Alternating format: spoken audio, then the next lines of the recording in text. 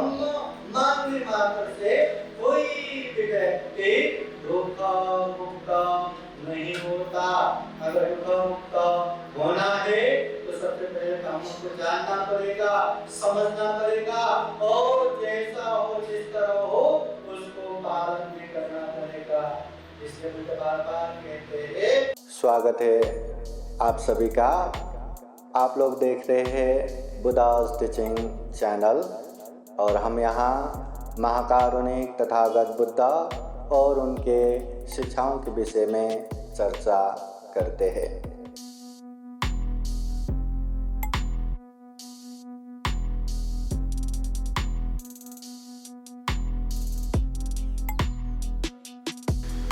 महाकारुणिक तथागत बुद्ध जिस समय इस दुनिया में 12 साल मंगल कोलाहल होने के बाद जब बुद्ध के पास आके पूछते हैं वास्तविक मंगल क्या है, तब तथागत बुद्ध अस्सेवनाथ बालानां पंडितानां सेवना बुद्धास पूजनीयानां ये तम मंगलम उत्तमम्। का संगत न करना, पंडित विद्वान का संगत करना, पूजनीय व्यक्ति का पूजा करना, ये उत्तम मंगल है। इस तरह का 38 प्रकार के मंगल का उपदेश देते हैं। उन मंगलों में अभी हम जो धम्म देशना सुन रहे हैं वो भी मंगल आते हैं। वो तो कहते हैं कालेन धम्म सवनम ये तम मंगलम उत्तमम्। ये धम्म देशना सुनना उत्तम मंगल है। प्रसन्न हो जाइए उपासिकाएं, हम इस तरह का उत्तम मंगल कर रहे हैं। बुद्ध जो मंगल का उपदेश देते हैं केवल आंखों से देखकर कितना सुंदर है, केवल कानों से सुन के अरे कितना अच्छा है, मुंह से खाकर बहुत स्वादिष्ट है, केवल क्षणिक सुख आनंद देने वाला ऐसा मंगल नहीं है।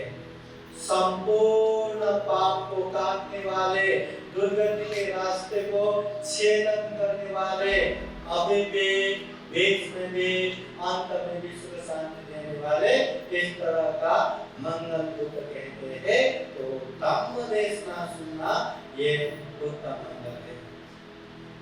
धम्म देशना सुनना 10 पुण्य क्रिया में एक पुण्य क्रिया है। धम्म देशना सुनना पुण्य क्रिया भी है, पुण्य कर्म भी है। तो हम पुण्य भी कर रहे हैं तो हम उत्तम भी कर रहे हैं। बस इतना ही बताना है कि उपासिकाएं हम धम्म देशना सुन रहे हैं, हम धम्म देशना का कार्यक्रम कर रहे हैं, बहुत पुण्य हो गया, बस इसमें सीमित मत बनिए। धम्म देशना सुनना पुण्य है परंतु इसमें दुख मुक्ति नहीं है। केवल धम्म देशना सुनने मात्र से, केवल धम्म देशना जानने मात्र से, मानने मात्र से कोई भी व्यक्ति दुख मुक्त नहीं होता।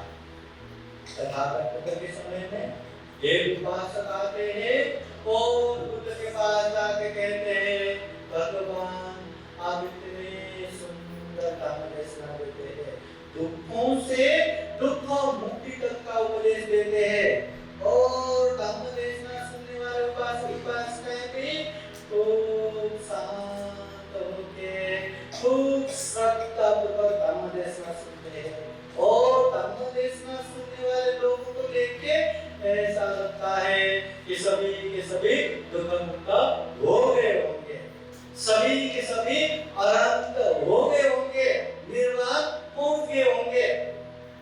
तो उस समय तथागत बुद्ध कहते हैं नाना उपासक नहीं, सारे धम्म देशना सुनने वाले उपासक उपासिकाएं दुख मुक्त नहीं होते, नहीं हुए।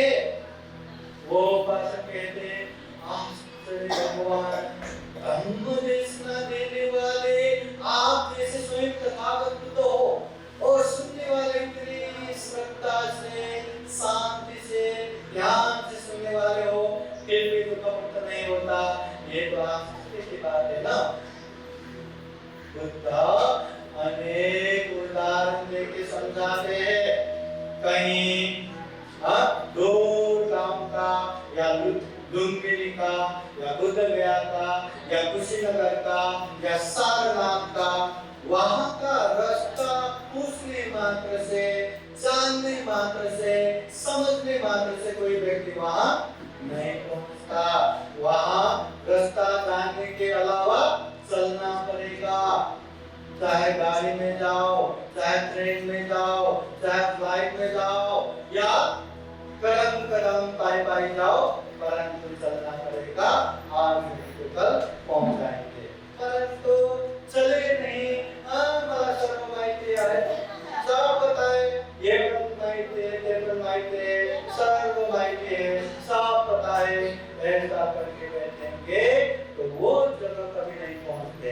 वैसे ही धम्म के विषय में भी पंचशील पता है, वो पता है, अष्टशील पता है, वो पता है, चार सत्य पता है, आर्यष्टांगिक मार्ग पता है, ये चतुर्थ ब्रह्म विहार पता है, त्रिलोकीय पता है, प्रकृति समुपद पता है, सारी चीज पता है, परंतु पालन कुछ नहीं करेंगे तो उसका भी कुछ कल्याण नहीं है। इसलिए धम्म जानने मात्र से, धम्म मानने मात्र से कोई भी व्यक्ति दुख मुक्त नहीं होता। अगर दुख मुक्त होना है तो सबसे पहले धम्म को जानना पड़ेगा, समझना पड़ेगा, और जैसा हो, जिस तरह हो, उसको पालन भी करना पड़ेगा। इसलिए मुझे बार बार कहते हैं ये धम्म का मार्ग परियति, प्रतिपत्ति, प्रतिवेद, तीन तहों में तथागत बताते हैं। सबसे पहले परियति धम्म को खूब जानना है, समझना है, श्रुत ज्ञान बढ़ाना है, बहुश्रुत बनाना है, ज्ञान को बढ़ाना है, बुद्ध के धम्म को जानना है, समझना है, ये परियति धम्म। हम जो भी धम्म की बातें सुनते हैं, धम्म देशना सुनते हैं, धम्म की चर्चा करते हैं, ये परियति धम्म है। अब ये तो जानने का काम हो गया, जानने मात्र से तो कल्याण नहीं होगा, उसको पालन भी करना पड़ेगा। उसे कहते हैं प्रतिपत्ति धम्म। धम्म जिस तरह हम जानते हैं, समझते हैं, उसे पालन भी करना पड़ेगा। कोई एक स्टूडेंट साल भर खूब मेहनत करके खूब अच्छे से पढ़ाई करते रहे और एग्जाम के टाइम पे उसने एग्जाम ठीक से नहीं दिया, बीमार हो गया, नर्वस हो गया, किसी कारण एग्जाम गया, तो कितना में पढ़ने वाले हो उसका मार्क्स बहुत कम आएगा। यहाँ भी सुनने के समय में खूब श्रद्धापूर्वक आकर सुन रहे, खूब ध्यानपूर्वक सुन रहे, खूब मन लगा के सुन रहे, एक समझ के सुन रहे हैं। बस आप समझ गए, जान गए, मान गए, पर यहाँ से जाने के बाद एक बार भी आप उसको पालन नहीं करेंगे तो क्या फायदा होगा? आप लोगों को फेल तो होना ही है। तो फेल नहीं होना, पास ही होना है, तो हमें धम्म को पालन करना पड़ेगा।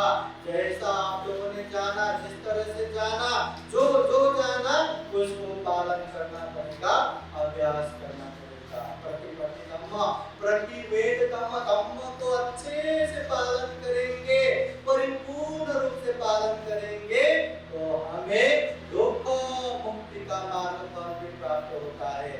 श्रोतागति फल, सकेलागामी फल, अनागामी फल, अरहत फल, दुख मुक्ति का मार्ग फल भी तभी प्राप्त होगा जब हम धम्म को अच्छे से अभ्यास करेंगे। धम्म को अच्छे से अभ्यास तभी कर पाएंगे जब हम धम्म को अच्छे से जानेंगे, समझेंगे। इसलिए धम्म देशना सुनना मंगल है, धम्म देशना सुनना पुण्य है, परंतु धम्म देशना सुनने मात्र से हमारा काम हो गया, हम खूब अच्छे उपासक बन गए, खूब अच्छे उपासक बन गए, तो जागो उपासक उपासिका, ये भ्रम से निकलो। इतने ही करके बैठेंगे तो ये दुर्लभ जीवन मिलने के बाद भी हमारा कल्याण होने वाला नहीं है। हम चाहे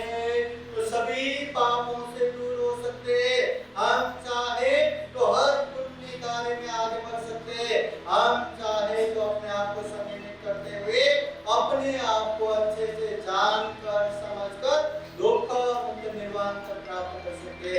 इतना दुर्लभ जीवन प्राप्त हुआ है और हम केवल धर्मदेशना सुनाना कार्यक्रम का आयोजन करना और बहुत सारे लोग जमा हो गया तो चलो हमारा धर्मदेशना कार्यक्रम सक्सेस हो गया। यही चीजों में फंस के नहीं रहना। हाँ, धर्मदेशना सुनने वाले 500 रहो या 5 लाख रहो ये मायने नहीं रखता। धर्मदेशना सुन के समझ के पालन करने वाला रहा तो ये बहुत अच्छा है। इससे मतलब हो गया हम एक तो आमिष पूजा कर सकते हैं, दूसरा प्रतिपत्ति पूजा भी कर सकते हैं, अनेक तरह से फल फूल नैवेद्य अनेक तरह से पूजा कर सकते हैं, वो आमिष पूजा हो गया। बुद्ध ने जिस तरह से धर्म को बताया है वो धर्म को समझ के पालन करके भी पूजा कर सकते हैं, उसे प्रतिपत्ति पूजा। और बुद्ध हमेशा प्रतिपत्ति पूजा को जोड़ देते हैं। तो याद रखना, धर्म को सुनना है, समझना है और पालन भी करते जाना है। पालन करने के बाद पता चलेगा कि ये धर्म तो कुछ अलग ही है, बहुत अलग है। केवल बौद्ध होने मात्र से, केवल बाबा साहब के होने मात्र से हमारा कल्याण बिल्कुल नहीं होगा, कल्याण नहीं पता चलेगा। इसलिए धर्म का अभ्यास भी करिए, पालन भी करिए, तब हमारा कल्याण होगा। परंतु धर्मदेशना सुनना मंगल है, धर्मदेशना सुनना कल्याण है, धर्मदेशना सुनना पुण्य है। उससे भी ज्यादा धर्म को समझ के पालन करेंगे, परिपूर्ण रूप से पालन करेंगे तो हमें दुख मुक्ति का मार्ग पर प्राप्त होगा। जो धर्मदेशना सुनने के लिए यहाँ आए सबके जीवन में खूब सुख हो, खूब शांति हो, खूब मंगल हो, जीवन में निरंतर पुण्य धर्म करते हुए दुखम निर्वाण की तरफ निरंतर आगे बढ़ सके, ऐसी कामना करते हुए आज का ये धर्मदेशना यही समापन करते हैं। सभी का मंगल हो, सभी का कल्याण हो, भवतु सर्वमंगलम्। साधु साधु साधु। बुद्धं नमामि, बुद्ध को नमन करता हूँ। धम्मं नमामि, धम्म को नमन करता हूँ।